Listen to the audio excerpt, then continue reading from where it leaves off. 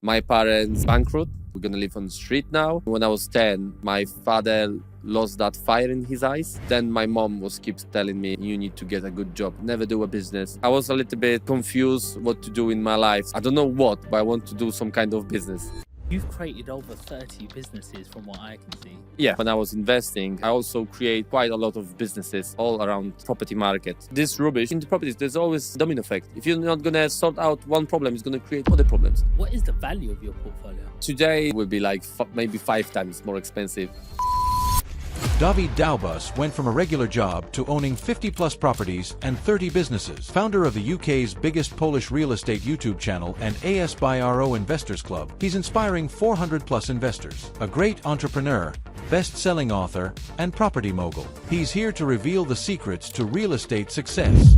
Thanks to my name, brand is helping me to meet really interesting people, billionaires. You don't want anyone saying anything bad about you because you said you have enough money. Just commercial to residential, I convert a pop to 6 flats. I have developments. I have plenty HMO properties. Still buying new properties. I have billions in the account. A happy person. I have a big house. Inflation is going crazy. I admire Elon Musk for what he's doing. Don't think he have like a great life. And it took me 2 years to write the book. When we published it on Amazon, we got that badge, bestseller. My wife have a cancer, and unfortunately, we pay so much in taxes. London's too expensive. In around entrepreneurs, they hear the story. You need a psychologist, you need someone to talk with. My mistake was like keeping everything inside. You can just get crazy. It's not good to talk about your problems to employees. That will not work good. I think there might be a lot of hate. Coming to this country, there is like zero benefits for you. Zero. Have you ever thought of buying a house? Well, today's guest has got over 50.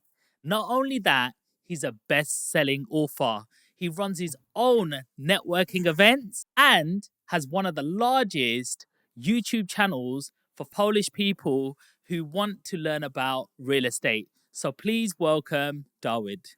Real estate in UK. In the UK. Yeah, because there are other competition which is talking about investing in Poland. Polish people who are talking about how to invest in Poland, but I'm the guy who is talking about in Polish about the British market. So yeah, that all what you says is true. So every 2 months roughly, we're doing like conferences. So try imagine that there's only around 500,000 Polish people. After Brexit, most of them came back to Poland. There was in the past like over 2 million. So now it's only 500. And still 5 times a year, we are gathering in Sheffield over 400 people who are investing in real estate, in properties in the UK. So they're not like, oh, I want to start. Most of them have their own property portfolio. And I'm not going to be modest about that, but I told and I show those people through 10 years of my history how to do things, all the pros and all the cons. So not only rainbow and butterfly. And I think like if you are aware of different kind of traps in the property business, then you can prepare yourself. So I'm showing also those dirty things as well. So at least mentally, people will be prepared for what can come to their investments. And during that time, through all that time when I was investing, I also create quite a lot of businesses all around property market. You've created over 30 businesses from what I can see. Yeah. So most important, they are like deal sourcing company, 9 employees full time. How does that work, Dawid? Because it seems like everywhere that everyone's just a deal sourcer now. Yeah. They're going, hey, yeah, I've just got this property and they're trying to sell you a deal. And some of these people don't even know much of their numbers. What makes you guys different? It's making us different that everything is under one roof. So there is like a deal sourcing company, project management company, letting agency, accountancy, and even mortgage advisors. So if, for example, deal sourcer will sell you something, and then like renovation will be like twice as much, or rent will be not so high, there will be a fight between my managers, like how you accept that deal, why this deal been sold to one of the investors, and now I struggle to get your numbers because you calculate those numbers, you make all those comparables for renovation, for rent, and for done-up value, and now we're not getting there. So the thing is, the deal sourcers will not do that because they will have like huge fight with other department, with other managers and employees. So when we have all those deal sources, they all have target. Every month they need to find certain amount of houses, and then there is like two main people. One is like the guy who was doing all analysis, checking the numbers, making all comparables, and then there is also a manager. So before any property will go through to the next stage to be sent as a proposal deal to the investors, they will be at least checked twice by two different people, and that many times they didn't accept, like because the deal source, they won't make money. They need to make minimum like few houses every month, otherwise they will not going to be paid. And uh, well, they have their own goals, and some of them maybe not going to be honest with us, or they're going to just make a mistake. So there is three people who will check the house before the house will go to the investors, and then after the investor will pick up the key, then the project manager, his goal is to reach the cost of renovation, which is stated in that proposal deal. And after that, letting agency. So with the letting agency, this is quite interesting. Quite often we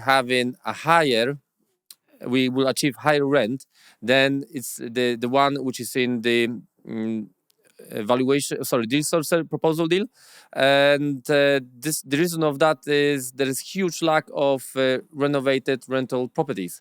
And In which areas are you looking and you sell? Manchester, Leeds, Sheffield, and Nottingham mainly, and also loads of small towns around those big cities. So nowadays we've got all these buzzwords around, in the buy to let, HMO, commercial to residential, but you are keeping things a bit simple, Yeah. right? Well, me personally, I have on my portfolio commercial to residential. I convert a pop to 6 flats. I have developments. I have plenty HMO properties. But for the investors, I will not sell anything like that because it's too big risk. I don't know is the person is experienced enough, and many people will say like they wash their hands, like you already paid, it's your problem now. So I don't want people, because they don't have enough experience, to have those problems.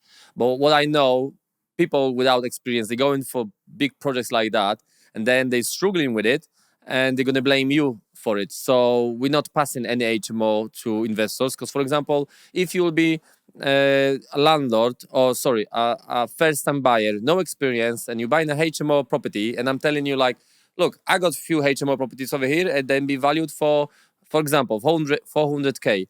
You coming over, you doing the same house, you go into the bank, and they will say like, oh, sorry, you have no experience, and well, we don't have faith you're gonna manage this properly, so we're gonna value this as a brick and mortar, 200,000. And then you will call me and say like, David, you promised me it's gonna be valued for 400, but they says it's like 200. So where is other 200? And then I will make like some explanations. Then you maybe will gonna call me a liar, or probably all what you're saying is a lie.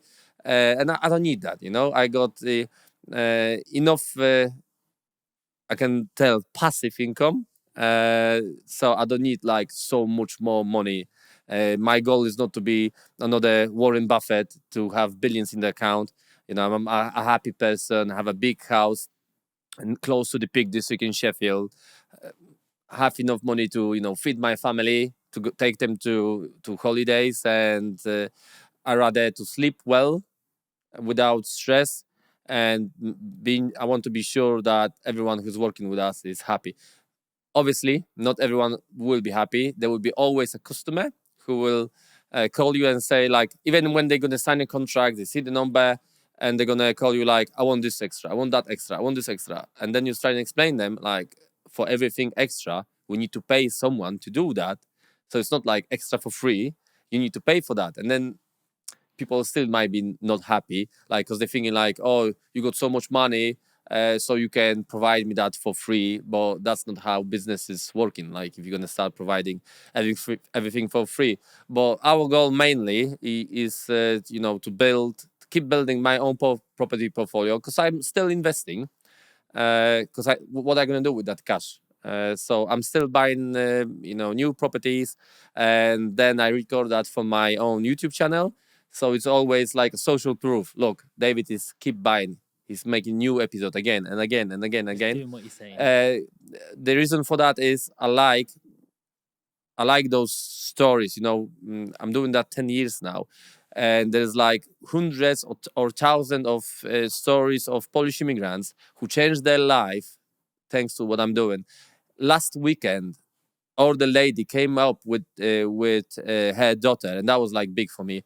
And there was like people queuing to make a photo, and there was her turn, and she started crying. She was crying, like people around, and she started crying, and she says like it's changed her life, and she's doing that for her daughter. And that was like a big thing, because this is like keep motivating me, because many times, when things going wrong, and you're thinking like, why I'm doing this? Like, I had enough. Like, I don't need any more money. I got so many properties, I don't need to do all that. But then when you think about all those people, how their life changed for better, it's keeping me, keep giving me that extra rocket fuel to keep doing that, to show people like you can change your life, you can build your own network. Because my events are not only about properties. I'm doing like a mixed event where we have two speakers who talk about properties, one speaker who talk about health, well, like health before you're gonna get ill. So what to do to stay healthy, and study like what to do when you're dying. So it's better to prevent things. Even last time we have a guy who was specialist about glasses and light. For example, we have here a lot of lights around us. This is like blue light, so this light is sending us a signal. It's like afternoon, 2-3 o'clock. So our brain is not creating melatonin, and when we have so many blue light around us, even from mobile phone, then you don't have a proper sleep, because our body needs like a proper deep sleep, at least around 1 hour to regenerate. And in those days, no one think about that. So I want people to stay healthy. That's why I'm bringing different kind of speakers who talk about health, and also entrepreneurs who talk about business. So it's not only properties, and some kind of Polish famous people who everyone know them from Polish community, like well-known stars like Mariusz Pudzianowski, who is like the strongest man in the I world. love him, I And grew up watching him. he's like a property investor. He got like at least 50 houses. He got his own businesses, In UK own or in farm Poland? in Poland. Poland. And Poland, yeah. So every time when I'm inviting like a famous person, you need to match with our needs. So famous person one thing, but need to do something with the business or properties. So so everything is about like self-development. Yeah. Today's episode has been sponsored by Sean Land. We're growing a like-minded community on Discord. So if you click on the link in the bio, you can enter it absolutely free. There's a few things that I want to pick out. The very first thing is brand. You look at your brand very highly. You think of your end client, your end goal. You don't want anyone sort of saying anything bad about you, or because you say you have enough money, etc. But there's so many people out there who are ready to sell, even though they've made it, even though they've got loads of money. Why is brand so important to you? Because brand is building the trust, and brand is helping me to meet really interesting people. For example, I met, thanks to my name, thanks to my brand, which is well known in Poland. Everyone who's in property business know my name, and You will not know, for example, who is the owner of biggest development company in Poland, because it's like a big structure, big company with many shareholders. But the guy who's like 100 times smaller than that, because they're making billions, is well known thanks to also social media. So thanks to the brand, thanks to the name, I could personally met some kind of billionaires. So for example, I met the guy from North Poland, from Danzig, who own his own island, 2 hotel Radissons, and like have like entire streets with apartments. They if you're gonna buy a cart in Danzig, it's like big chance this is his street, because it's like well-known street on the, it's like on the small island. And he have like 90 companies, like shipyard, own docks, like food production factories, farms. It's like 90 companies, one guy, 70 years old. And thanks to my name, thanks to the brand, they know who you are. So you building trust quicker, because someone like random person will not be able to reach a guy like that. And I can use that brand to invite that person to my house, to one of my events, stay with him a few days longer and listen to his story, be inspired by his story. Like crazy story. For example, this guy, he can see only on one eye from when he was like a little boy, only 15-20% for one eye. Uh, and with the disability like that, he achieved so much. He started like selling tomatoes on the market, and then he was like, making more money, investing in something bigger, and then bigger, and then bigger and bigger, reinvesting everything what he earned. And all the time, I met another billionaire who have like material company. They own like over 100 warehouses in Poland. It's like the company name is like 3W. And this is, because everyone need to find their goal, their happiness. So I love these stories, like from zero to hero. Like I love it when I was like a child and I was watching like Disney movies, and I always love those cartoons where there was like a person, like no one believed on that person, and with the hard work, they achieve their dreams and their goals.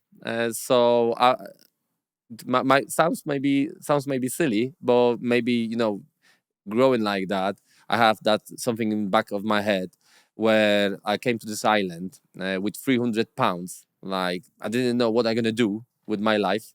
I know I want to earn enough money to save it and make a big wedding for my wife and myself, because I felt like we are young. So that was like one of our dreams, to have like a good memory. We make it special, and we achieved that after 6 months working in the warehouse Greencore near Sheffield, and like working 6 days a week, doing 12, as many hours as was possible, as many hours as was Working where? possible. Sorry. Where were you working, both of you? It was like we was working together. It was like a warehouse, cold fridge, and it was like picking and packing sandwiches to boxes, to trails, for different kind of customers for minimum wage. And that's how I start my journey. And when I hear people like, "Oh, you can't save to do this, you can't save to do that," it's all about spending. People spend too much. And when I'm telling my story, they saying like, how you manage after 1 year to buy 3 houses and then another 3 houses. Took me only 2 years to buy my first 6 houses, and I'm saying it was easy. I rent a house from a landlord. I ask him, can I sublet the rooms upstairs? So I moved with my wife to a living room, and other 3 bedrooms we rented out. So we live for free, totally free. I even was making extra money, so there is no living costs. All those rooms was covering our costs for the house, and plus for our food. Then next thing, transport, travel to from home to work. There was many people who was using public transport, and it was taking them 1.5 hour from Sheffield City Centre. Was very close, but with the bus, because they was going like different ways, all the bus stops, picking up all those people, was taking 1.5 hour but with the car was like 10-15 minutes, because you just going straight to the point. And I ask people in the in the workplace, like, who would like to save 3 hours a day. Like, you can buy a weekly ticket with the boss, or you can buy a weekly ticket with me. So I was charging people, so 3 people every time on the back of the car, and I was making another extra money. Then my landlord, who was renting me the house, was asking me, can I help her finding tenants? Like, she didn't know, like, you can go on Facebook, or maybe we can put the word Facebook, because if that's going to be on YouTube, the algorithm so whoever gonna deal with this movie, just put out the thing on Facebook. I would say social media. So one more time, one, two, three. So uh, she struggled with advertise. So for me, it was like easy. Go on social media, make easy advertise, and people were just calling me.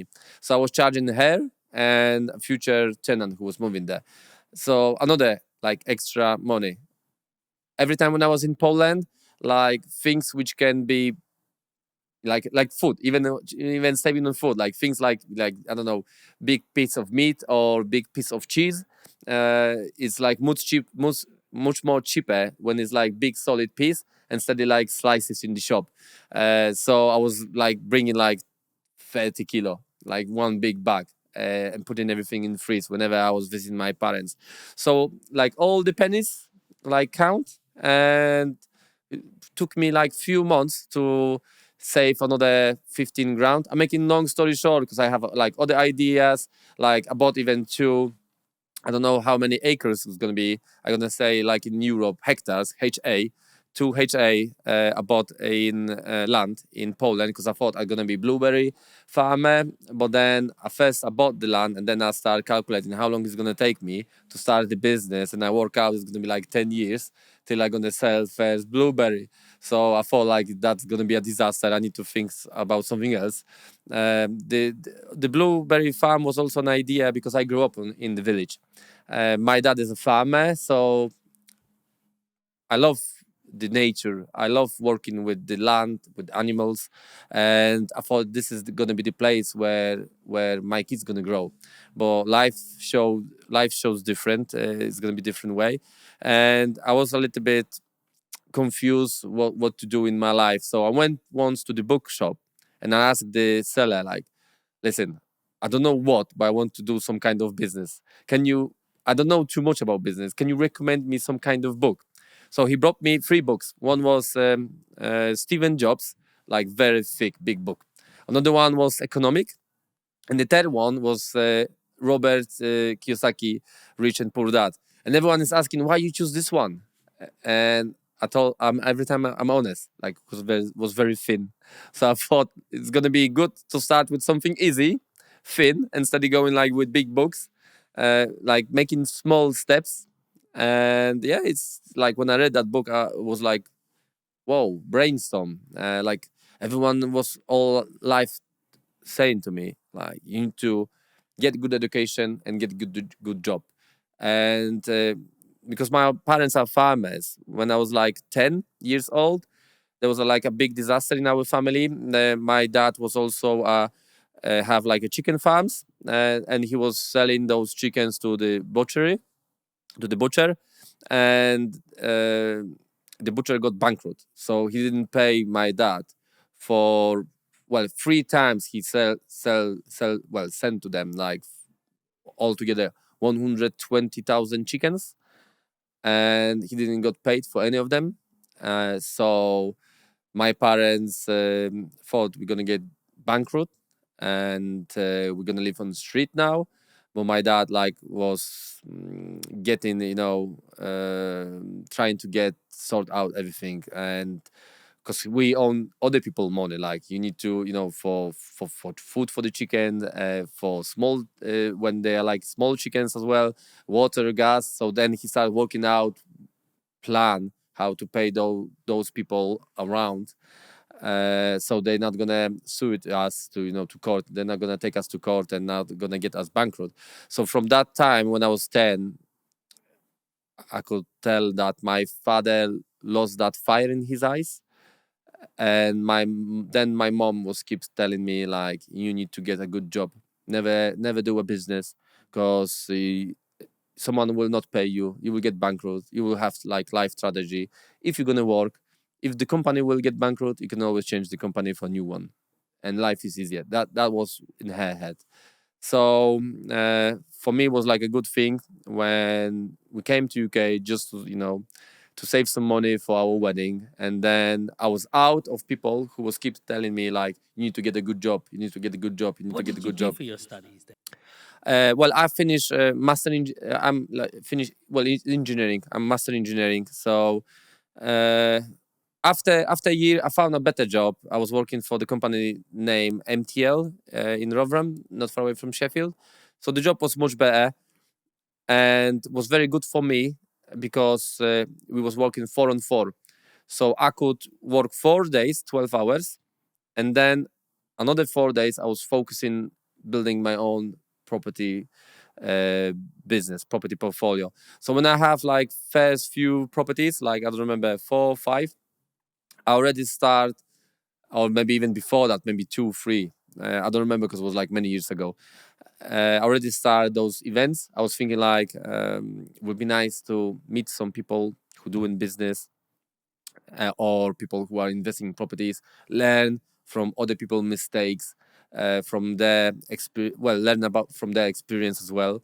And I remember how happy the day my first event, how happy I was when like around 15 people came to listen to speakers who I found somewhere, and I was wow. Where did you hold that event?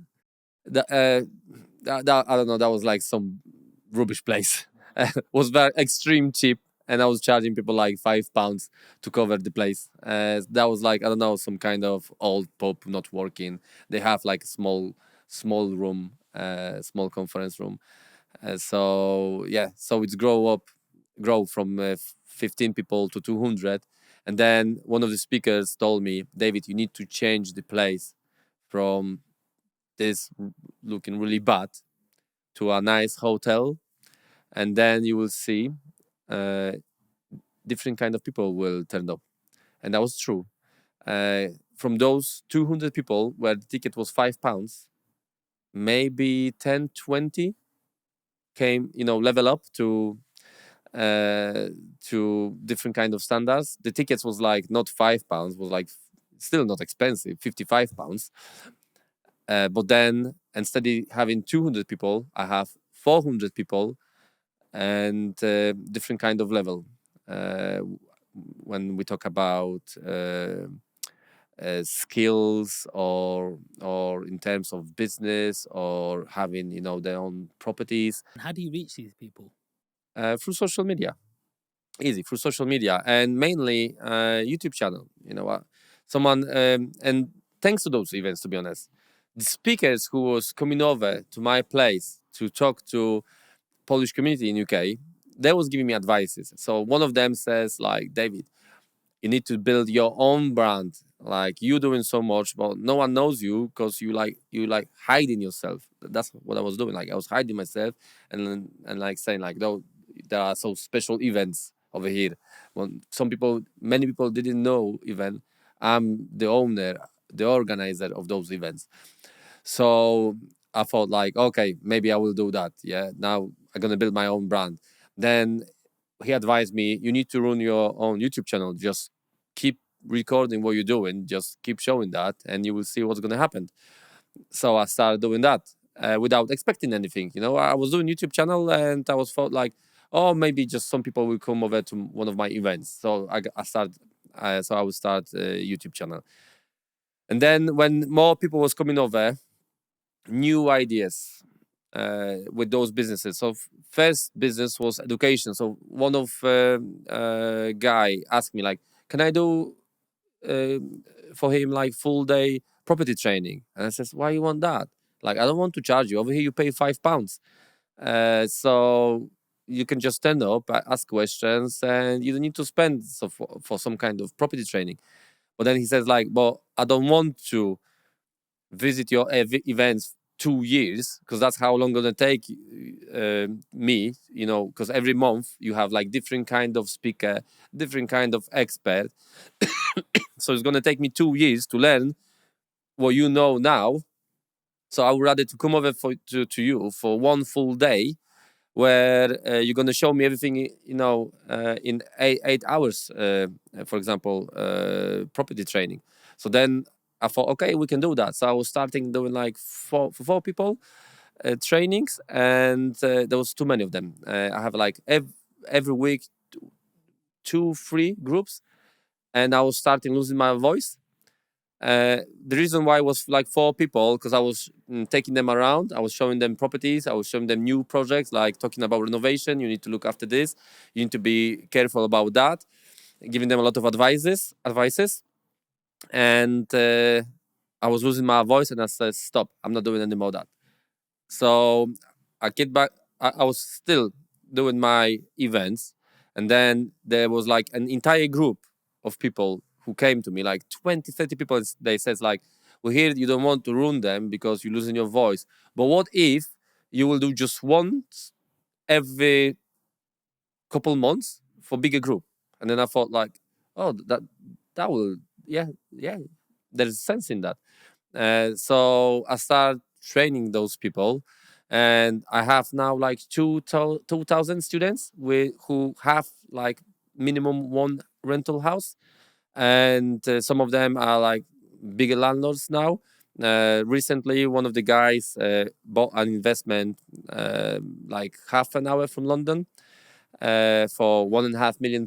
So it's like for the people who've been like fully employed, it's like huge achievement. And he bought like big building where there is like 4 addresses, where 3 big flats. There are like 6-7 bedroom ensuite HMOs, and another one is just a normal flat as a single let. And I got like plenty different kind of people. I got who doing like really interesting thing, not just single let or HMO. Some of them are now property developers. Others are doing like big conversions. So it's like a big achievement. And because my portfolio grew, I started hiring people just to manage my own property portfolio. And then same people was asking me, David, but if you're not interested in single let properties, and your employees, they go in to one house after another one, and they check in, is it good for HMO, and if they see, for example, it's going to be good for single let, could you sell that to me? And I was thinking, yeah, why not? So I make a first deal like that, and then that person, but I told him like, but no renovation and no letting. I don't want to deal with you anymore in the future. Yeah, you just take in a house and do whatever you want with it, because I don't want have any phone calls like, oh, can you do cheaper renovation or whatever. And so then those people was like, keep asking, can you renovate those houses and let them out? And I told them like, I told you I'm not going to do that. Like, I don't want to have hassle with all of you.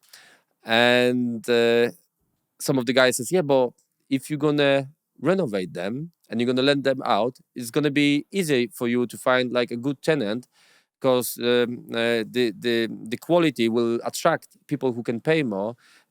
Maybe that's gonna sound ruthless, but that's how it is. If you have like premium product, you will attract people who can afford that, and for some reason, those people are looking after those houses. So people who have money, I'm not saying it's like always like that, but for some reason, people who have like better life, who can afford that, they're giving those houses in good condition. When they're moving out, they're giving that house back with the good conditions. There is no problems with payments. Like, I'm doing that 10 years, and I never ever took a person to court for I don't know, missed payments or whatever. Check people, check the tenants. Are they like, I know it's gonna sound bad, but are they like good enough for your house? You want to have a person who will look after that house, and we always, this is quite important. We always check the tenant. Like, someone will have a talk with that person, will ask about the place where they work, and it doesn't mean that we will rent the houses to only, I don't know, extreme rich people. No, because those houses are in like average areas, like for working class people. But we're looking for just for good people. If there will be like a person who just walk out from jail, uh, I don't think that person will have a big chance having a house from us. I know that people will say like, well, he could change, he can be a different person. It's true. Maybe it is like one every 10, but I don't want that. I don't want to take that risk, and I have rights to What do you to do that. say when people say there's people like you who are taking all of the housing away for normal people, pushing the prices up? You guys are evil. What do you say to that? I think the evil is people who are above us, because they turn on the printing machine. Then inflation is going crazy, and I don't see people going on the street. Hey, I got £1 million, or I got a £10,000, but now it's worth £9,000. Like, why you rob me? So why no one is like complaining so much about inflation, and who is putting the printing machine on?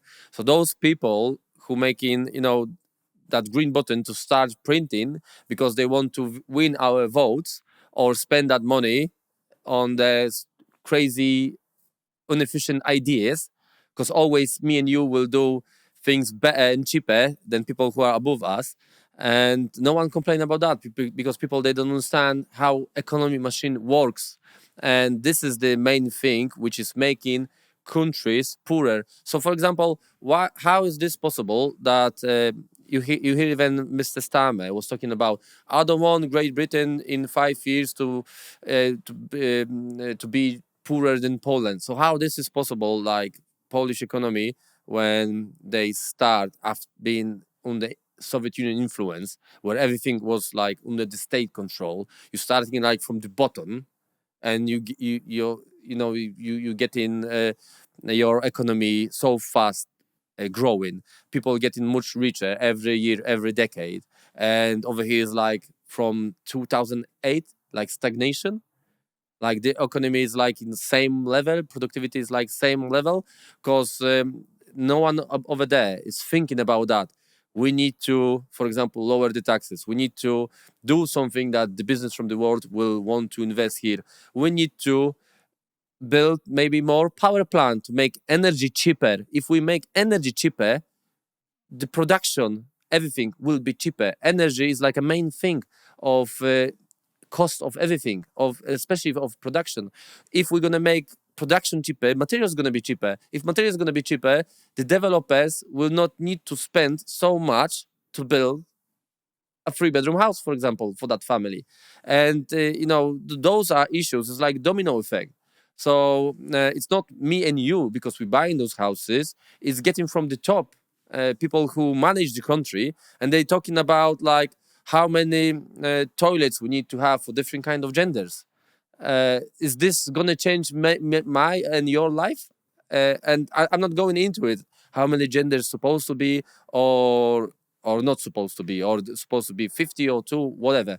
But I think we need to focus on that to have like educated kids, so they're gonna grow up and they're gonna have their happy life and career, and we need to create those opportunities. But if we have like a dying economy, how are you gonna create an rising crime is going up all the time.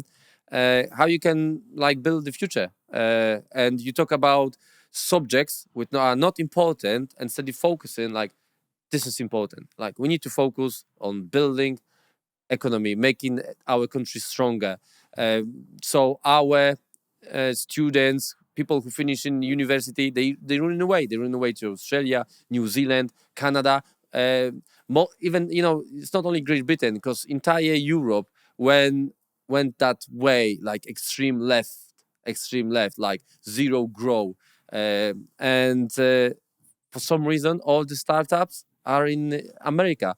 The biggest companies are in America. Look, Google, Amazon, YouTube, SpaceX, Tesla. and so on. Why you don't see like from 2000 like big companies growing in Europe? We have only the old ones, like in UK, Range Rover. In Germany, you got all those cars, BMW, Mercedes. Only like big brands which been built like last It century. looks like a lot of people are going to Dubai nowadays. Yeah, that's another thing. Yeah, you know, different kind of reasons. Uh, Probably one of the reasons are taxes mm, and in UK. Lower crime as well. Crime is extremely low. You know, you will be safe over there. Why is that? Because like if, for example, you will rob someone, they will send you back to wherever you're coming from. If you steal, they chop your hands off. Yeah, but I don't think they're gonna chop your hands off over there. Maybe other one in east from Dubai, other countries. I don't want to name them, but yeah, but that's the thing. You can feel safe there, and people will not. Well, they don't want to do any crime because they know the punishment is high. The NHS here in the UK. You want to talk about NHS? I don't think. I think there might be a lot of hate. I will tell you rumors because I'm not a doctor. I will tell you rumors. So NHS is a state company. We can call it like a state company because we pay taxes, so NHS can be run. But from the doctors who I know from different kind of hospitals in north and east and west, from Sheffield, I know there is like too many people with extreme low productivity. Sometimes even like five. I will not say who. Persons are like sitting and drinking coffee for many hours, and explain me why. You can check that in Google. For example, uh, fight with cancer or even surgery are the poorest, the lowest successful rate in Europe. What is wrong? Like, and you can hear like every time they need more and more money. Every time more and more money. Maybe we should change something. Like, you know, we are in 21st century. How, you know, you got so many AI. How make things quicker, faster, better.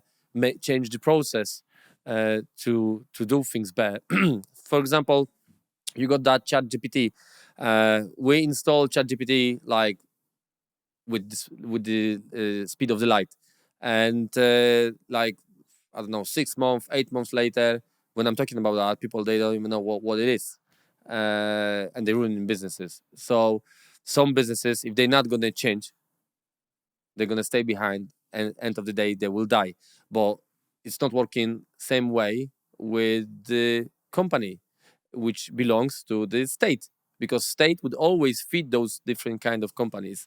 I'm calling that in purpose, like companies like school is also run by state, NHS is run by the state. They will always tax us more to feed them, but there is no competition. So, for example, if in hospital there are like I don't know 5 good doctors who's doing like really good job, they focusing on people who need that help, and there will be like one bad guy or two bad guys. Is there is like someone who's checking their productivity? Uh, so how many times you hear like, oh, sorry, this doctor is working too slow. We need to lay him off, and we need to get someone else. Or sorry, you know, other people they do 5 times more than you. Like if you're not gonna do something about that, you know, we can't afford to keep you here. Like you don't hear stories like that. As soon as someone is getting to NHS, if they're not gonna do anything bad, like extreme bad, they stay in there for life. My niece has actually done her PhD recently, and my mum's got cancer, and we was talking, having a discussion. I said, "What is the procedure in terms of new medication coming? How far are we from cures, Yeah. things like that?" And she was like, "It's a little bit far," and I was like, "Why is that?" And she goes, "It takes the NHS like 10 years to even accept something." Exactly. You Bureaucracy. can make stuff with AI and do faster tests and stuff, but it takes them about 10 years just to even accept it. And there are other countries which are a lot faster, Exactly. more advanced. Do you Exactly. have any experience with that?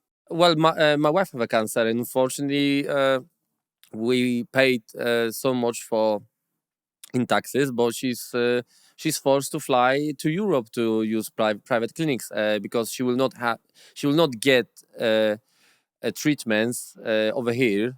She's getting over there. So what is the point for paying? And whenever we want anything, it's like there are like huge queues, waiting lists, and when you got a problem, you go into GP and he's gonna Google it or take a paracetamol. Like for people, because I'm an immigrant with the British passport, but for example in Poland there is like a big laugh about UK NHS. Like whatever is wrong with you, just take a paracetamol. So everyone in Poland is like laughing. Like UK is like a big paracetamol. Paracetamol will cure everything. Paracetamol is like solution for all your problems, and they're making jokes of that. And but I live over here, so my kids living over here. So I want this country to be as best as possible. So I don't like those jokes because I'm living here. I'm from this place, and they taking piece of me. So which is not nice. And I wish this country, to be the best as possible. But to do that, you know, you need to do sometimes changes. People they don't like changes. For example, the good things which been changed in the UK history, you don't have now like in big. Red label like government officials who work in like taxmans in each city. Those things went to digital. But for example in Germany still you have like in each town a lot of bureaucracy to do anything. Like you need stamps, you need to go to one government building to other one, get stamp, loads of paperwork. So with many things the UK went to next century. And for example running a company is really good in UK. Everything is in company house, and you don't need to, like in other countries, go to the tax office. For example, in some countries in Europe, you need to do your own self-assessment, and then every year you as a person physically you need to go to the office, and if you're going to make a mistake they're going to fine you, and you need to calculate your own taxes.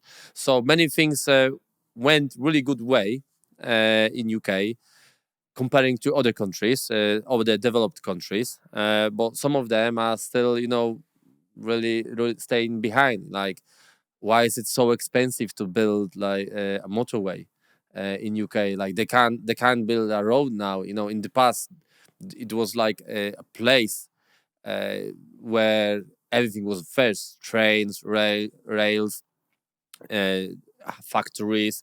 So industrial areas start over here, but after few generations, centuries, something went wrong.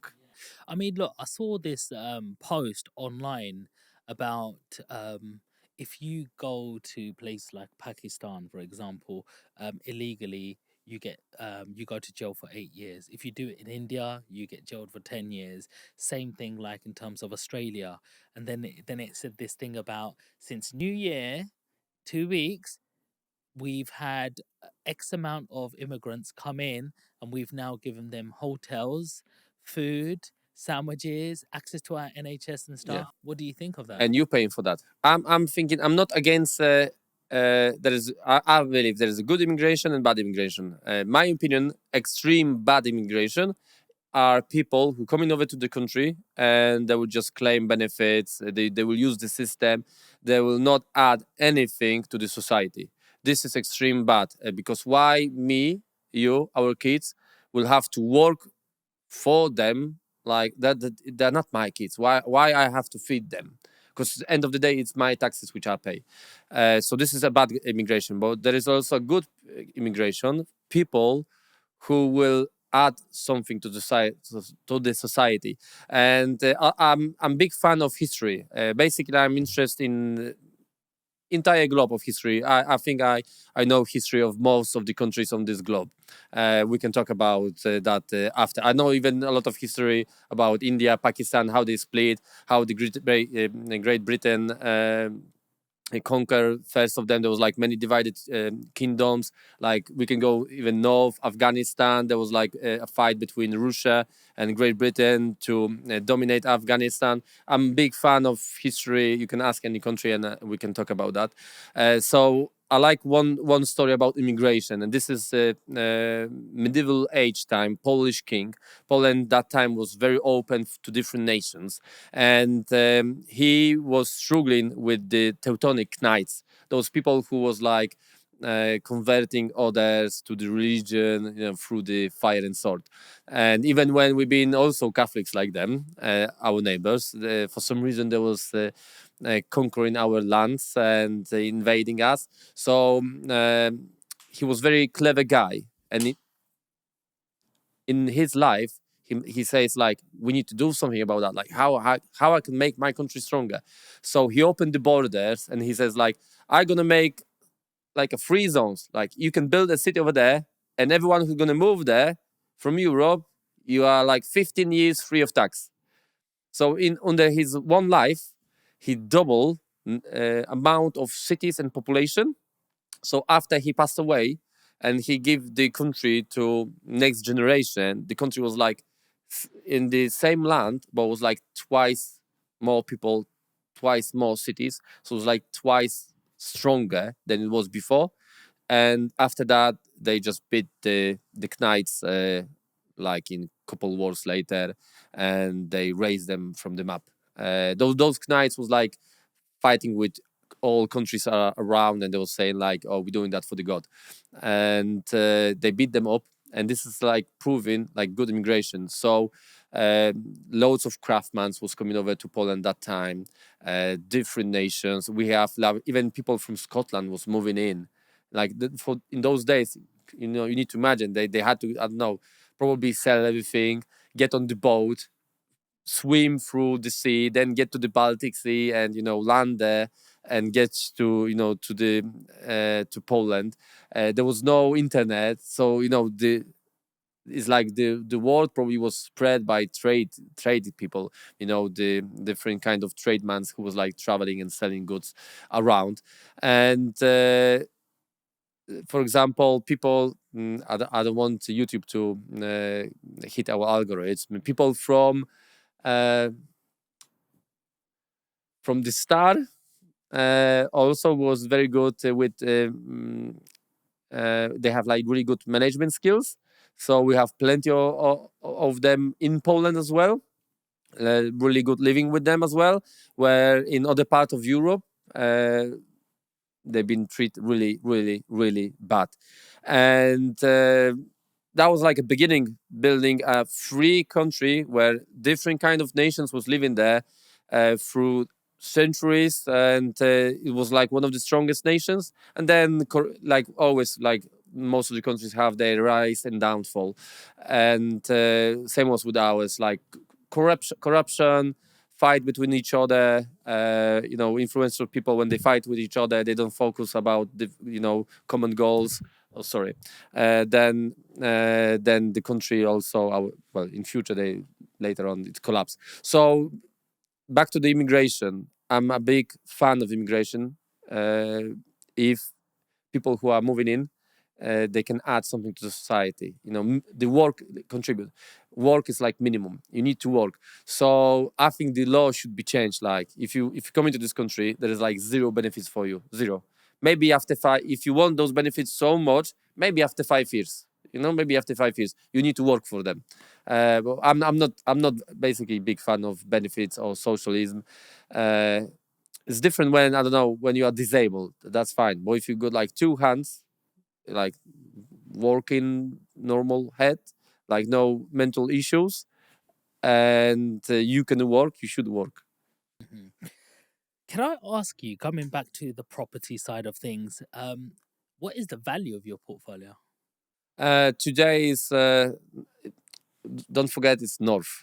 It's same amount of properties over here will be like maybe 5 times more expensive.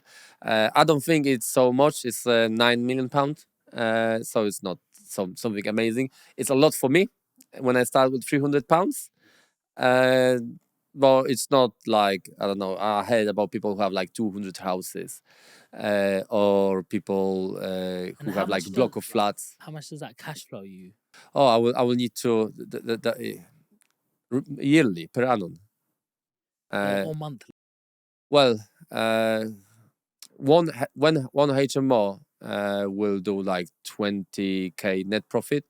So yeah, it's gonna be like couple hundred. Yeah, but it's not only properties. The business is doing really well because with the services, like deal sourcing company for selling a house, the fee is like starting from £4,000. If someone want to have a project management, then it's another 4K. So the businesses also make Of course, decent with money. the services, if you're going to provide somebody with value, they have to pay for that, Yeah. etc. But can you give me an example? Like, just say someone normal is watching and they're going, well, I'm saving up right now. London's too expensive. If I'm going to go up north and see David or his company, how much do I need to have? And what will that product be worth at the end of it? Like a simple example. Yeah, so you can buy house starting from 70,000 Where would that be? to 120. So we're looking for houses, in around also big cities, but then in big city will be much more expensive. So return will be smaller because the rent is not like 2 times higher. You can spend twice as much on the house for example, the city, but rent will not be twice bigger. So for example, in London, you can spend now. I check like average price. I think it's something around 6 and 700K. So for 700K in the north, you can have like, for example, a house for just over 100K, and you can claim like from £900 to 1,000 to 1,100. But for this house in London, you will not charge 5-7 grand. No one will pay you rent 5-7 grand. So this is like a huge difference between north and south. So the return is much higher in terms of talking about single let properties, rental, especially rental business, because development is much better over here. Because cost of building might be very similar, but then like I will sell that house for like new build, depends on the area obviously, for example for 200, 250, but over here you will sell it for 600, 700. So it's like, but when we're talking about single lets, and then So Sheffield area, 70 to 100,000.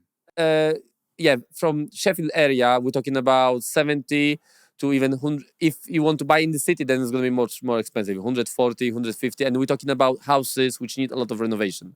We need to spend some money on renovation. The reason of that is if the house is in really bad condition, then we can negotiate a lot. So for example, if the house is like in average condition, people will say like, oh, you still can move tenants in there, so they will not drop the price. But if it's like really bad, both of them, the renovation going to cost us very similar, because we're going to strip the wall anyway, we're going to remove the carpet, we're going to take out the kitchen and the bath. So the cost of renovation is exactly same, but the house with extreme bad condition will scare out most of the potential buyers, and we can negotiate the purchase price, so we can purchase that house on much better conditions terms for us. How much discount do you normally get on that purchase? Well, it's different. It's not about how much discount you can get, it's all about comparables. So sometimes if the house is already cheap, you don't need to go like 20% lower than that. If someone is like rushing to sell and the offer is extreme good right now, you can go even higher. So you always need to know what is the donor value, what will be the end product. So we also investing in cities like Mansfield, Worksop, Barnsley, plenty small towns around Manchester. So not only like in big cities. The reason for that is those houses are given like better return, and for houses like that, like I said, the purchase price will be between 70 up to 120, 140. And then the renovation is between 20 to 45,000 pounds. And people in London who are listening to that, they will say like, not possible for 45, I don't know, for 10,000 you can do like just a bathroom. We're talking about North. People in London, the builders per hour, sometimes they get in twice, not like 20% more. Sometimes in London, they get in twice much than same builders they have in the North. It's not with all jobs like that. Because, for example, I don't know, the lady which is working in the shop, maybe she will have like 20-30% more in London than in North. But the builders, especially builders, they quite often costing in London you twice as much as same builders in the North. So that is why our same renovation, can cost like 50% of what you will spend over here. So, as a person who's buying, do I need to get a mortgage to buy that house at 70,000, or how does it work? Depends on the condition. If the house is mortgageable, then you can use a Use mortgage. mortgage. So then, how do I pay for the renovation? I have to have that cash ready. Yeah, as you well? have to have that cash. Yeah, you have to. Well, if you're gonna, we don't mind if you're gonna use, I don't know, some kind of credit cards or whatever. It's up to you, but you need to have that cash for renovation. You can have cash to purchase the property, for to be like a cash buyer, or you can use mortgage. It's up to you. But some of those houses, it's like we're saying straight away. This house have no heating, so it's only cash buyers. So I'm keen buying those houses as well. One of the houses I bought really good. The house was after old lady, and she was hitting the house with the coal. Like every day she was like chucking the coal in to the fireplace, and it was like really old system of hitting the house. So the house was unmortgageable. You will not. There is no chance you're gonna get mortgage. So I bought that for cash, extreme low. Listen, 60 grand, 60,000 pounds. I spent on it like over 20, and been value for over 120. I don't remember something. 125, 126. I don't remember. So. No one see this house as an opportunity, but when we hearing that, we know it's going to be a great deal, because the majority of people will be afraid, like, how am I going to connect this house to gas? But when you got experience, like, it's like easy thing. You need to call, for example, the gas supplier. They need to do connection from the street. They need to block the street, step by step, and you will have central heating in this house. So whenever there is a problem, there is a solution. So you're making money, where you know what kind of solutions it need to be treat to this, for example, deal. So when those people they're going to purchase that, they always have agreement, schedule of work, what need to be done. If they want something extra, which is not necessary, because some people want something extra, Such as what? for example, I don't know, the fence is quite good. You can tell like it's like 5 years old, but they say like, oh, I would like to have different kind of fence. I don't like this kind of fence. I want this fence to be replaced. But we're saying like, it will not affect the valuation, and it will not affect your rental income. Do you still want to do that? Yes, I want to do that. Because I will show that to my family, and I don't like this type of fence. It's in my opinion looks ugly, but that's your private, preference. And for example, I don't know. Last time someone told us, "Oh, I want nice tiles outside when you go into on stairs," and there was like, I don't know, like concrete. And we explained to that person like, listen, we need to take out that concrete now, and make you tiles, so it's gonna look nice and fancy. But this is like a working class area. It's not like premium area where millionaires live. So it will not increase the value of the property, and it will not increase your rent, because no one will say like, oh, wow, beautiful stairs, I will pay now £100 more for this house. No, it's not going to work like that. But if they say like, anyway, I want it, Okay, no problem. So we're gonna quote that, and this is how much And it's what gonna does your cost. ideal client need to have in their pocket to be coming to you? Well, ideal client is like a guy who have millions in the pocket and will not complain like, oh, why you bought a ball for so many pounds when I saw a discount 10% in that shop, and making like your stories like, oh, you could get this like £5 cheaper. It's not gonna work like that, because when the builders they go in, like for example to warehouse, they buy everything. No one will look for, I don't know, pack of nails to find them like 20p cheaper, because it's not like a project where you build in 1,000 houses. It's just renovation of one house. So if someone will have to spend so much time to change, like look for some kind of like Black Friday discounts, like, oh, £1 there, £1 there, it's not possible. You will need to spend so much money on that person time just to look for a great discount deals. So people like that, they are like they're like consuming you a lot of time. So investors who have like bigger budget, probably they have their own business or they already invest in properties. They know how those things works, and they understand like, uh, I want to buy 10, 20, 50 houses. I don't have time, for small things like that, because I want to scale up quick.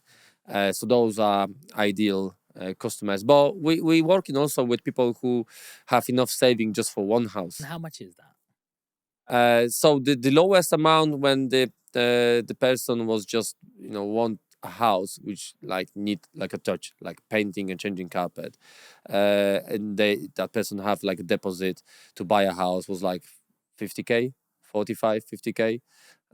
So you need to pay deposit, stamp duty, solicitors, mortgage advisor, fees. So like, yeah, 50k, but that was like lowest. And it's not going to be like great deal, because really good deals, they're always where you need to do some kind of renovation, where you buy in this house extreme cheap, thanks to the condition of that house, because it's look rubbish. And because it's look like that, you get in that house much cheap. Yeah, for that And price. does the client normally come out to view that property, or are you just FaceTiming If they them? want, Or if they want, no, they only see the proposal deal. okay. And because I built, this is when we talk about brand. So I built that brand.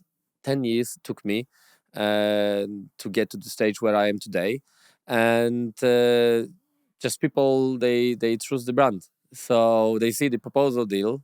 And I have many investors who never ever saw the properties. They don't even, probably they never been around. They don't even know. No, they know the address if they save that somewhere in the spreadsheet. So they know how many houses they have, but they never ever been there. We always inviting them. We want them to touch that, to feel that. But many of them says, I don't care, just do your job. I have other things to do. So okay, it's fine. Yeah. Wow. And so how do you find the clients and tenants for them? Like what sort of people are you putting in these houses? You mean how I find clients for the houses, or you mean Yes. clients as investors, Yeah. So tenants? for the tenant. So once you complete this and say, hey, your house is ready, we've now found a tenant Yeah. for you. So I got my own letting agency, AD Quality Apartments, and through normal websites like Rightmove, Zoopla, Open Rent, and even social media as well, which I don't want to name them because might be competition to. Is that going to be on YouTube? So they're going to be on competition on YouTube. Yeah. I don't want algorithm to cut your views, and also recommendations. Many people asking us like, oh, I know you keep adding new houses in this town. When I got your number from my friend, do you know when you're gonna have a new one, so I can put a notice for my agency. And we're telling them like, listen, we have in this house, in this town, like the 2 or 3 houses will be soon renovated, so you can see. So you got waiting. Yeah, we have waiting lists here. Why has this worked out so great for you? What is the secret? Do you think it's because you've looked at an area and spotted an opportunity and go, I'm going to be the best here? Yeah, exactly that. Yeah, quality. And I remember when I start, and I heard an entrepreneurs who was talking about HMO properties, and there was I'm not gonna name them. It's their strategy, but I disagree with that strategy. So they was saying like, if you do a rental property, do as cheap as possible. There's no point spending so much money on it, because those people will might destroy that anyway. So if you do HMO, take a second hand furniture, take a second hand like equipment, washing machine, fridge, whatever is need there. And I did like one house like that, my first one, because I didn't have enough money. Uh, I had like furniture from British Heart Foundation, different kind of stuff. And then I went to like level up IKEA, but the furniture like from IKEA didn't stand longer. And I think after second or third house, I found a company which is like making furniture thick, strong, and all my HMOs have same furniture without scratch, 10 years same furniture. And well, if you're gonna be around Sheffield, I'm gonna invite you. I'm gonna show you around. Maybe it's gonna be something interesting for you. And I understand my goal is like quality, looking after the houses, repainting them. It's not like you're gonna. Most of people think they're gonna renovate them once, like when we're talking about HMO, and they're going to forget about that for another 20 years. It's not working like that. You need to keep looking after that house, keep looking after that, making inspections, instant inspections, especially on the HMO properties, because people are changing. You need to see like what is the condition of this room before this person move in, what is after that person move out. So keeping the quality all the time on a high standard. If there is an issue, we're not going to leave it maybe for next year or 2 years. It needs to be sorted out anyway. So we're going to sort that out now, not tomorrow, now. And I have like many crazy stories. And I was thinking like, oh my God, those people still, after all they went through, they still live in this house. For example, I bought a house and the neighbor was a gentleman, older guy who couldn't move. He was laying in the bed and nurses was coming over every day. And they was like piling up all his rubbish. So because I've been the place where I grew up, I've been teach by my parents, and I learned like you need to treat other people with huge respect. So I know this guy like he's not gonna clean that. So I cleaned his rubbish once. I had that time like old Ford Focus Combi. So I was like throwing that rubbish to my car and then drive to recycling. That was once. Then again, same situation. And some fluids come out. So my car was like stinky for next 2 weeks. I was driving with open windows. That was summertime. And after third time, I called council, Sheffield City Council, and I told them like, listen, it's last time I'm cleaning after this guy. It's not my responsibility. There are nurses. I don't know who's paying them, but they're supposed to take the bin out, not me cleaning that all the time after that. And this rubbish, it's like always within the properties, there's always a domino effect. If you're not gonna sort out one problem, it's gonna create other problems. So this rubbish create another problem. Rats was plenty of rats. Like, oh my god, it's like invasion. Honestly, everywhere rats.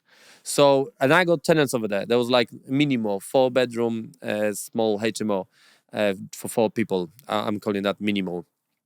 And I'm getting a call from girls because I put traps, and they're saying like, we can hear the rats, we're not gonna come down. Like that was my like first houses. I was managing them by myself. So I came in and I saw he's like still living, and the trap got him. So I don't like killing animals, and he was like looking in my eyes, and that was like stressful for me because I took him out.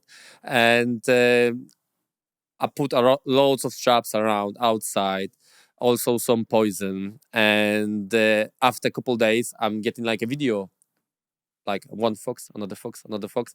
That was coming over for buffet. Yeah, there was like cleaning those traps, and like I get rid all of those rats, like honestly, hundreds of rats. And then there was another issue, bad smell. Like, and I was thinking, like, oh my god, I think someone have problems with, I don't know, feet, or I don't know, maybe they're not washing their socks. I didn't know how to sort that problem out. So I built up under the stairs like a cupboard where they hide those shoes, but still there was like bad smell. So I took a handyman, like I have a handyman, really clever guy. So it's always important to surround yourself with people who have like who are expert in some kind of topics, some kind of crafts. So I have like a handyman, and he like look around, start thinking, and for some reason he took carpet out, opened the floor, and there was like dead rats laying there. So some of them probably have that poison, went into the house, and then they passed away. So the smell disappeared. The neighbor house was like awful smell, so probably there was more rats under his house. And when the summer came out, when the summer, yeah, it was like extreme hot, there was another issue.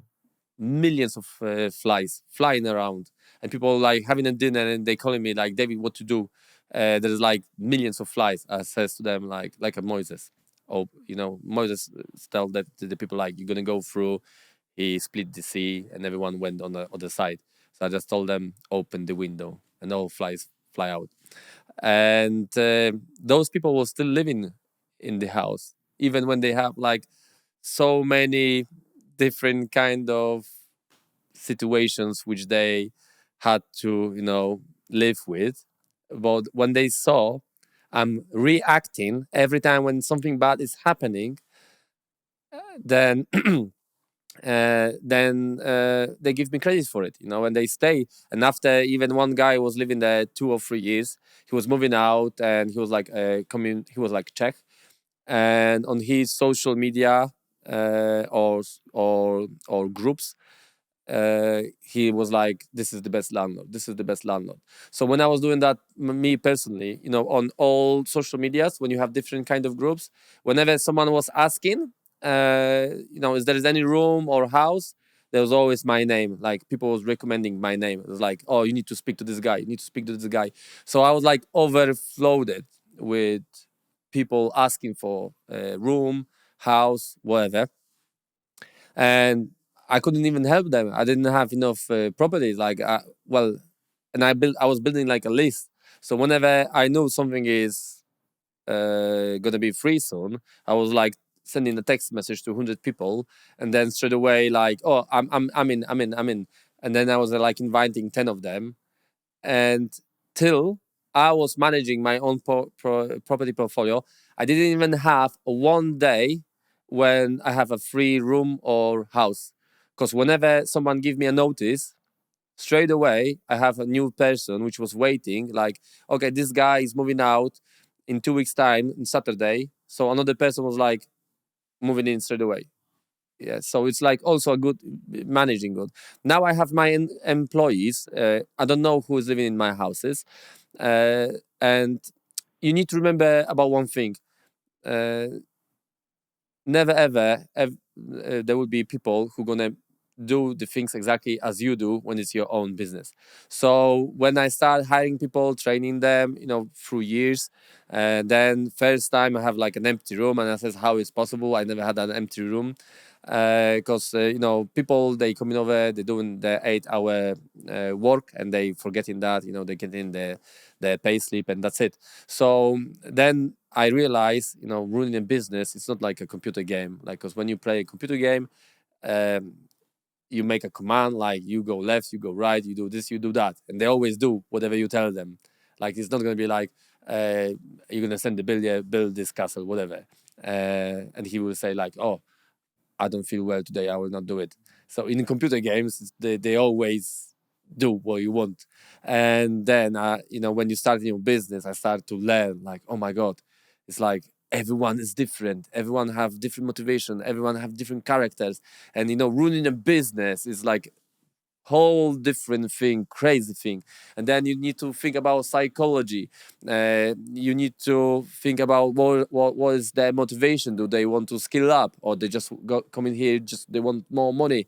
So this is like an exciting thing. You can write books about that, how to run a business, how to run successful business, how to have people who are on same board as you, who looking after your business, who want your business to grow, and this is like extreme. Like I could talk, because I don't like stories like rainbow and butterflies. I could tell, if you're gonna ask, I can tell you a lot of dark stories, how much money I lost because I was like, for example, trusting too much, because I was too naive.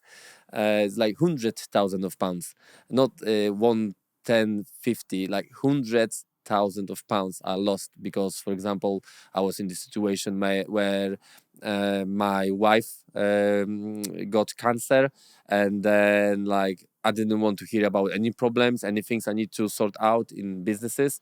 And well, when you have like a crucial person which is like ruining something, and this person is lying to you, making up the numbers, and then you go into accounts like, okay, you says the one thing, but account is saying other thing, and then you're realizing that not everyone is honest, trustworthy. So I learned through many mistakes. So also, for entrepreneurs will be good if there will be, maybe there are some kind of business trainers, but who will also talk about the bad things, because this is the thing I think the internet is lacking. Not many people talking about what can go wrong.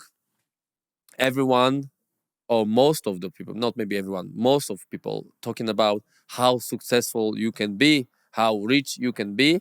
So it's always like rainbow and butterflies, and not a lot about dark side. So uh, yeah, so I had to learn, and the one thing which put me in that position, that was that I have a lot of honest and good people around me.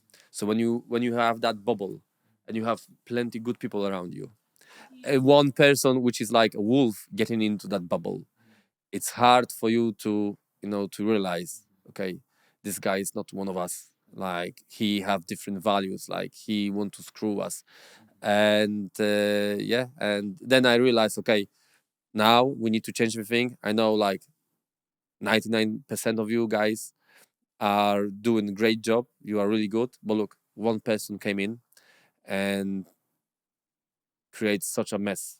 And all of us, we are cleaning after this one person, all of us. And lucky for me, no one have losses except me. So, for example, one guy created me £450,000 losses. So I paid everything from my savings, from my private pocket. So, for example, whoever, if he create losses for the customer didn't even know, because I paid that from my pocket. So this is when we talk about brand, about name. Is for me, my brand and my name was much more important than, I don't know, saving up 10 grand. So I was rather like, and it was like easy. Easy to create losses like that. So for example, he was not checking the bill years. They were sending invoices, like, so he paid like full budget, but the project is like halfway, and you telling them like, you need to finish that, and you ask him like, show me the contract you signed with them, and he says there is none. Why is there none? You got like procedure. You need to sign every time contract with the builders, so we are sure they're gonna do the job. Oh, but I trust them. But who give you that permission to trust them? Like this is the procedure we have in our company. So you get an explanations like that. So people, they don't follow the procedure, and then they creating those losses. And what are you gonna do? You can't do anything about that. You can't charge your employee like, oh, you create me for 100K, you need to pay for that. No, you will get to the court, and the court in UK, they will always cover the employees. So I started to change the contracts for the employees, even when 99% of them have been good, changing contracts for them to protect the business, protect the other people as well, and yeah, and this is like from back. This is like history, but things like that they're giving you some kind of lessons, and I learned from my own mistakes, and I love to talk about mistakes because I'm not like Superman, one man army, and I think sharing that is giving people uh, the way of thinking like there's always can go something wrong, and I need to prepare for it. So it's not like going to be always easy. You mentioned that, your wife fell ill and you didn't want to really be not involved in the business, but your priority was Yeah, elsewhere. How do you manage that? How do you manage your mental health? Because this is a person you love very that was a really much, good question. but also you've got such a big portfolio and you're the decision maker really in that. How do you That's true. balance that? How do you how do you prepare for a situation like Yeah, that? it's really good question. I have some kind of relief that I could afford to pay for my wife treatments. So it's like hotels, airplanes, private clinics, and my wife is like calculating all the time, like how much we spend per annum as a family, including our house bill, food, what we spend. Like we like to know the numbers, what we're doing in our life, and we are like from beginning, from when we got married. My wife was always doing like a spreadsheet, how much we spend and everything. If you will ask me like, David, how much you were spending on life in 2017, I will like call my wife, can you check that, and she will tell you monthly how much we spend, and what we spend exactly in that month, for what kind of stuff.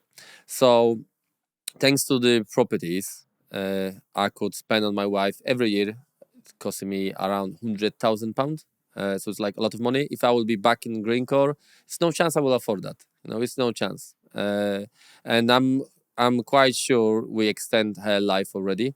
Uh, well, the perfect outcome will be if she will be totally cured. But we're doing our best to extend as long as possible. And when I've been around entrepreneurs, they hear the story. They know how much is on my back. They heard about like you got businesses, employees, those properties, events, conferences. You still run YouTube channel, and you got family where you find out where you're finding time for that. Like you're gonna one day you're gonna just break yourself. And I think 2 years people was like other entrepreneurs, they were saying like you need a psychology, you need someone to talk with, because my mistake was like I don't know who I can talk to, because if you keeping everything inside, you can just get crazy. You need to get that out. Well, at least me, but I think many people have same issue. So it's not good to talk about your problems to employees. That will not work good, because some of them might like talking around, and then everyone will know. Uh, and just one day I decided I need a guy who gonna listen to me, what I would like to say. He'll give me some kind of advices, and someone recommend me a psychology who and this guy was really good for me because he's also an entrepreneur, so it's not just like a person uh, who's like one person don't know what kind of challenges you have like as an entrepreneur. So he know all my challenges, all my issues, and he was giving me really good advice every time. And yeah, that helped me, I think, a lot as well. So having like some kind of therapy, and I think every entrepreneur have his own challenges, and I think it's really good to have like a part of the life. I don't know, talk to person like that once every 2 weeks, 2 weeks, once a week, depends of your situation. It's giving you that relief. So this is one thing, and another thing, contact with nature. Contact with nature is giving you so much stress release. It's amazing. And for me, when I'm living like next to the Peak District, uh, we're using like an app, All Trails. I recommend that app to all of you if you want to walk around countryside. It's amazing app, and it's counting how many miles you did. So we did through many years now together, like nearly 900 miles. Every week we was doing 10 miles, and when you like out of big city life, million phones, emails, and other stuff, and there's like nature around you, river, I don't know, sheep. You hear birds, and you're spending a few hours over there. Like you just getting, your brain is getting like so much clean, and most of my business ideas came out after I was getting back to my home, having a bath. Like all day we was walking around somewhere. My wife always make a million pictures. Um, Peak District is really beautiful. Same Lake District, where there's plenty beautiful places around UK, and yeah, that was like extreme helpful for me to to stay healthy, mental health, to keep my mental health, and yeah. But when my wife became poorly, uh, we was not going out so often. So the psychology guy helped me a lot with that. Thank you so much for sharing that. I do like that. I've got a book, a little sort of magazine here with you at the front, and it just reminded me actually that you've actually got a best-selling book out. Yeah. We've only got like 5 minutes left, but I just would love to touch on that. How did you know how to write a book and go through that process? Because in the past, when I was running my social media, I was thinking like, what can bring people, what kind of post text can bring people value. So I was always thinking like, if I would be other person, uh, what if I will read something, I would like to read something which will bring me some kind of value.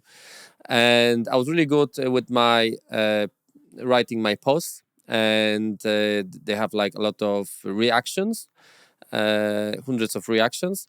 And then it's again, conferences changed so much my life.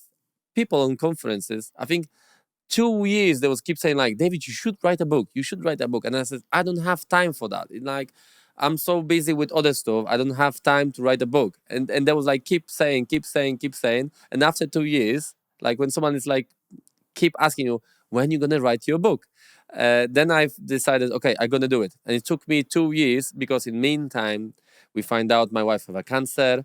So I put that away, but then I came back to it, and I read that book 3 or 4 times. I also have like some kind of specialists who helping you out with the books.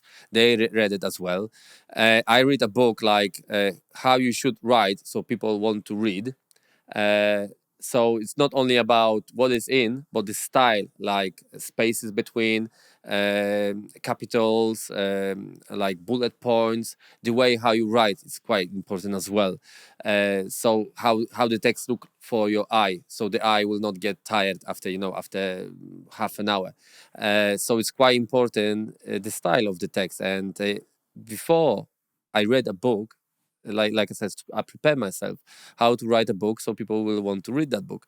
And when we publish it on Amazon, we got that badge, bestseller. So someone called me one day and says to me, David, your book is a bestseller on Amazon. I said, wait, what, how, what? Like I wrote a book, a Polish guy wrote a book in Polish about British property market. Like, who's gonna be interested in that? I thought it's gonna be like, I don't know. It's just gonna, I don't know. Would be nice thing to do, like, and give it to my friends and whoever will want that book. So I didn't even imagine that so many people will purchase that, and I got really good notes. But the book, like I said, it's in Polish still. So in Polish, I will say it in Polish. Śladem fortuny, jak 300 funtów zmieniło się w wielomilionowy majątek. Maybe you're gonna put that text on so someone can check the notes, the rates over there. Maybe in future I will convert that to English. We shall see. So that was like a big adventure, writing a book. What's the criteria to becoming a bestseller? You need to buy, you need to sell certain amount of books, and then they give you that badge bestseller.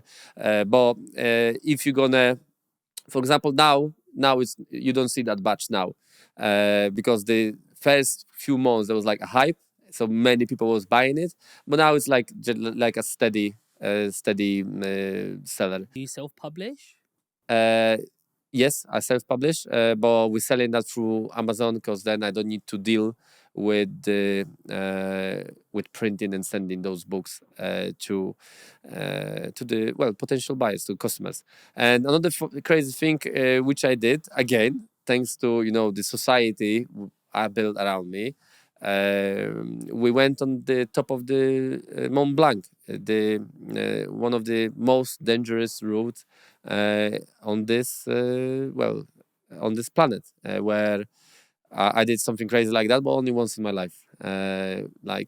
This is quite interesting, you know, when you're building your own community, you're getting close to each other, and it's like some kind of lifestyle as well, where you have open-minded people around yourself, people with their own ambitions, with the smile on the face. No one will tell you thing like, "Oh, if that would be so easy, everyone will do that," or "No, no, I don't think you're going to manage to get there, or to do this." So this is the thing which is giving like my life purpose. It's like people, because we're not living on, you know, on the island, just on ourselves. There is like a society, a community. So it's good to surround yourself with people who are matching with you, with your same values, same you know, similar goals, maybe, where you can have like topics to talk about. And yeah, and always, when people asking me what is your goal in your life, my answer is always, you know, to be happy. I think this is the goal for everyone, just happiness, not the huge amount of money laying in the bank, like millions of millions. I don't think that will make you happy. There is many billionaires, even Warren Buffett, after his friend passed away. He now, his goal is not to be like even richer and richer and richer. Like now he's saying like, oh, I will donate this money to this foundation, that foundation. His way of thinking changed. People asking me like, oh, I don't mind Warren Buffett, but when I read book about him, his biography, I said like, no, no, definitely I will not want to be in his shoes, 100%. Same with Elon Musk. I admire Elon Musk for what he's doing, but I will never want to be in his shoes, because I don't think he have like a great family life. And family is a really important thing for me. You know, I love my wife, love my kids, and I have a lot of passion, you know, about family life. You know, when kids grow in and they have their own challenges, and then you talk about that. It's like, look, for me, very interesting. Like, oh, how you will sort this out? Like, what you think about that? Like, oh, what you will do in this situation? And then you see how they develop, and you can help them. Maybe a little bit stir them, like, oh, you think this will be good, like if you will do that thing, like, oh no, this is, you know, it's lying, it's not good if someone is lying. Like, you think it's good if you think if that would be good if I will tell you we're going for holiday, and then I will say, oh, I was lying. No, you will not feel good about that. So it's really interesting, you know, to for me, you know, having kids and see how they grow and what kind of challenges they have in their life and how they solve their problems. Yeah, and I even, you know, when my wife is fighting with cancer, I can say that we have as a family happy life, and I came today here to London, and when I don't see them one day, like I'm missing them, like oh my god, I didn't see them, like I want to see them. So I think if everyone can find that good which is around us, people can have a happy life, because obviously not none of us are perfect. I'm not perfect, my wife is not perfect, I'm making mistakes, but we never focus like on, oh, you did this again, like I told you, don't leave socks over there, whatever, and we're gonna fight for it or whatever. No, it's just like small issues. We rather focus on good things than on bad things, and looking after each other. So for some reason, look, our grandparents, they didn't hear about much about divorces. Like, why so many divorces in each country today? Like, there's a small issue and people say, oh, I'm not going to live with you anymore, and then they go into another person, and then they think like it's going to be different. But after 2 3 years, exactly same issues, and then they're getting divorced again and again, and they're looking for that happiness. But it's also about accepting, how we are. We have good and bad things, and it's not about like judging, like, oh, you did this wrong and now I will not forgive you, and that's it. It's I think it's better to focus on good things, and study like on others, and find your own way of having happy life. Yeah. Well, David, thank you so much for coming on today. It was really valuable. I really enjoyed that conversation. It was one of the realest conversations we've had, in terms of not just showing the best side of the property and the shiny penny syndrome, the actual dark side as well. And I hope you really enjoyed that at home, guys. Don't forget to smash the like button. Leave a comment for David if you have any. I'll promise to make him answer these questions for you. We'll be putting all these links at the bottom. And if you haven't already, smash that subscribe button, and we see you on the next time. Yeah, I'm hoping you clearly understand my Polish Yorkshire accent. And from this place, I'm really glad for your invitation. And I wish you all the best. Take care.